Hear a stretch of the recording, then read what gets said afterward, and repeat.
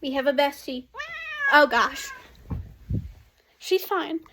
She's just very dramatic and very vocal about her displeasures. Okay. Anyway, so we got Blood Street. The next option for the possible single novel. Yeah. Okay.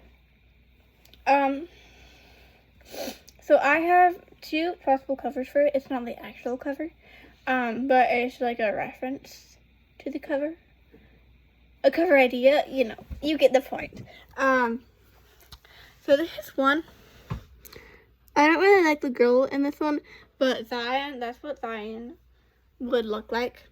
And then we got the second one. That's more like what Rowan would look like. But yeah. Take 5. So Summer will click.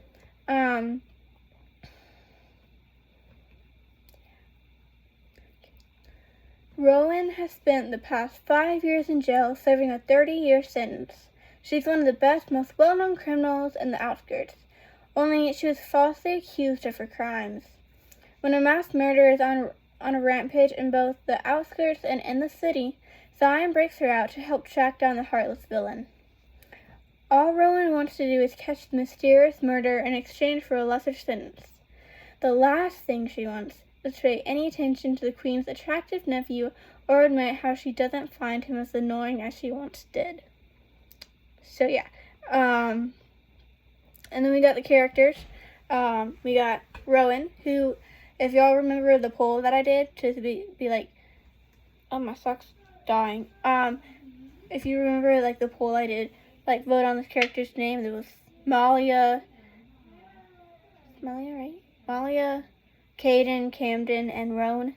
This is for that character. I'm pretty sure Rowan won. In the end, I just went with my favorite. I think Rowan won. Rowan had like 2 votes, and then Camden and Caden got. Yeah. Anyway, so this chapter is only 2 pages, so that's why I'm taking time to like go through characters and all that, because in Secrets of Grey I didn't do that. Also, I have to recalculate characters for technical errors. Yeah. So, oh yeah, and this is the first draft. Usually I don't have multiple drafts of the story. I have a first draft, do a lot of editing, and then publish.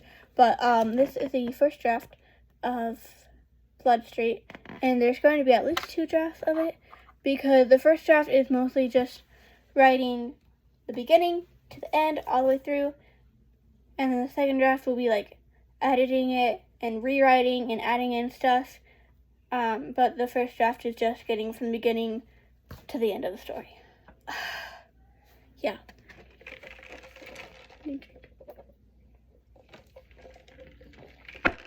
Anyway. Oh, hey, Kika, you came back. Traitor. Alright. I can't see my cat from the bed, but yeah. Okay, anyway. So chapter 1, Rowan. Gonna leave us on a cliffhanger. Good luck with that. Yeah. Everything is covered with blood. The floor, the walls, my clothes, skin, hair, all of it. That's what years of imprisonment, years of torture, will do to you. Especially when the guards don't bother cleaning the cells except for maybe once a month, and certainly not enough to get rid of the bloodstains. I lean against the bloody wall, catching my breath. Used to be I could run through streets, jump from roof to roof, and sneak around unseen as if invisible. Now, with constant beatings and little nourishment, I could barely walk through the twisting halls to the showers. They like keeping their prisoners weak, so we can't escape. My hair is wet, sticking to my neck and making me shiver. I've only had 4 sets of clothes in the past few years. 2 day jumpsuits and 2 pajama jumpsuits. They're not cliche orange, but a dull gray, now with splatters of red. I wince as I reach a hand up to the still open cut that twists across my nose at an angle. Deep enough to scar, but it's not bleeding anymore. I've grown immune to the infections, having had so many of these scars before. Heavy footsteps sound outside my cell. The walls are, for the most part, soundproof, so you can't hear the guards talk, but you can hear their footsteps taunting you, sending fear every time they pass by your cell, wondering when you'll be beaten next. The lock unlatches and the door creaks open. The cell is dark, the dim light from the hall casting a flickering glow inside. I slowly force myself to sit up, one hand going to my sore ribs, the other to help prop me up. A man in armor walks in, holding a lantern. I shield my eyes at the sudden brightness, wincing from the pain it causes my eyes. Prisoner CLIV? He sounds unsure of himself, then clears his throat, forcing authority into his voice. Charges of arson, thievery. What is this, my execution? My voice is dry, my throat raw. I'm only half joking when I say this. I've been given 30 years, not a life sentence, but I wouldn't be surprised if they changed it. No, he moves closer, his face being illuminated by the light. Dark blonde hair, sharp jawline, freckles? I'm here to question you. His eyes have an amber glow about them as they look over my weak form. Bloody, bruised, skinny, weak. An emotion flickered across his face, but I'm unable to see what. They did that in court. You lived in the outskirts, right? I lift my head to look at him. It's all in my file. You're charged with a lot of crimes, he says, including murder. A pause. I need your help for an ongoing investigation. Let me guess, I sigh. You're after a murderer? Yep. He's so informal, so unlike all the other guards and soldiers I've encountered. You want in, or... I raise an eyebrow. What's in it for me?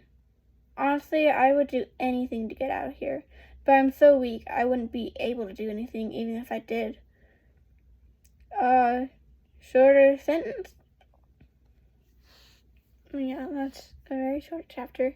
Oh, a minute shorter than my last recording.